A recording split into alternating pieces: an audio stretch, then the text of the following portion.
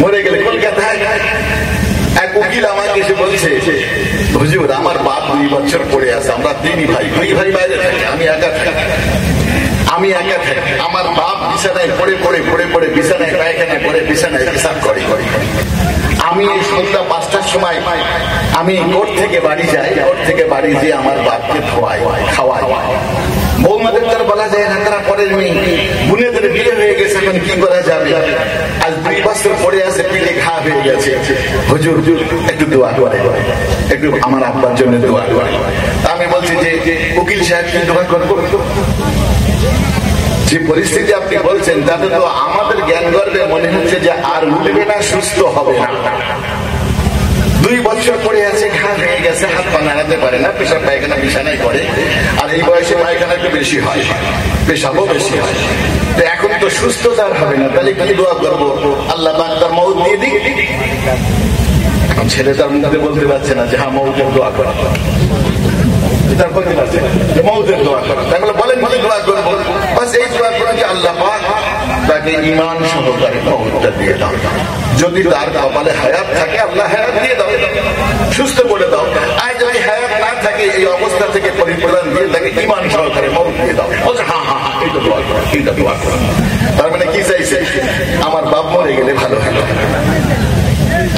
জুম্মার নামাজের সময় দোয়া করলাম, আমার উকিল সাহেবের আব্বা দীর্ঘ 2 বছর ধরে বিছানায় পড়ে বড় কষ্ট পায়।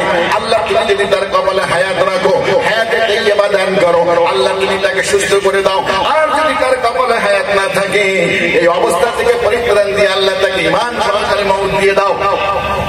সবাই আমিন আমিন বলল। পরবর্তী শুক্রবারে উকিল সাহেব আমাকে বলছে, হুজুর আপনি তো দোয়া করলেন, আপনি যে মসজিদে নামাজ পড়েন, এই মসজিদে প্রায় 4,500 মানুষ নামাজ পড়ে, এত লোক আমিন আমিন বলল, কিন্তু আমার বাপ মরে না। না দোয়া করতে হয়নি, এত লোক আমিন আমিন বলল, আমার বাপ মরে নাই। আমি তাহলে বলছে তাহলে মউত এখনো সময় আসে নাই, মউতের সময় আসে নাই। ইজা জা আজালুহুম লা ইস্তাখিরুনা সাআতান ওয়া লা ইস্তাকদিমুন। আল্লাহ পাক যে আইন নির্ধারণ করেছে, কারোর হয়তো 1 দিন, কারোর হয়তো 10 দিন, কারোর হয়তো 10 বছর, কারোর হয়তো 20 বছর, কারোর 40, 50, 60, 70 বছর, কারোর 100 বছর। যে আয়ু আল্লাহ নির্ধারণ করেছে পৃথিবীর কোন বিজ্ঞানীরা জানে না, পৃথিবীর কোন জ্যোতিষীরা জানে না। ইজা জা আজালুহুম, সেই সময় যখন শেষ হয়ে যাবে, লা ইস্তাখিরুনা সাআতান ওয়া লা ইস্তাকদিমুন, 1 সেকেন্ড বিলম্ব হবে না, 1 সেকেন্ড অগ্রগামী হবে না। তাহলে আপনার বাপের এখন আয়ু আছে, তাহলে একটা কাজ করি, মাদ্রাসার হাফেজ ছাত্রদেরকে নিয়ে খতমে খাজা গান বলে সে আবার খতমে খাজা গান হইলে ওই হয় সুস্থ হবে নাই মরে কষ্ট আর পাবে। এর একটা ফায়দা আছে, আমি আমার পরীক্ষিত খতমে খাজা গান খতমে খাজা গান করে দেবে, খতমে খাজা গান করে দেবে। ছেলেদেরকে কইলাম তোমরা একটু খতমে খাজা গান পড়ো। একজন বড় অসুস্থ, খতমে খাজা গান পড়ো, আল্লাহ চাইলে সুস্থ হবে নাই মরে যাবে।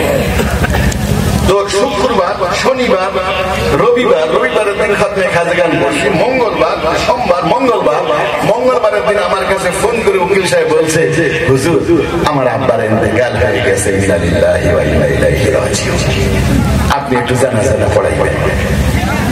আল্লাহু আকবার। ও ভাইয়ের আমার, যার মৃত্যু চাই না তার লাশ বাড়িতে ফেলে সে মৃত্যুবরণ করে, আর যার মৃত্যু সবাই চাই, ছেলেরাও চায়, মেয়েরাও চায়, মরে গেলে ভালো হতো। ইলা আরসালিল উমর, নিকম্মা বয়সে যখন উপনীত হয় সকলেই চায় মরে গেলে ভালো হয়, তখন আল্লাহ পাক মওত দেয় না, তখন আল্লাহ মওত দেয় না।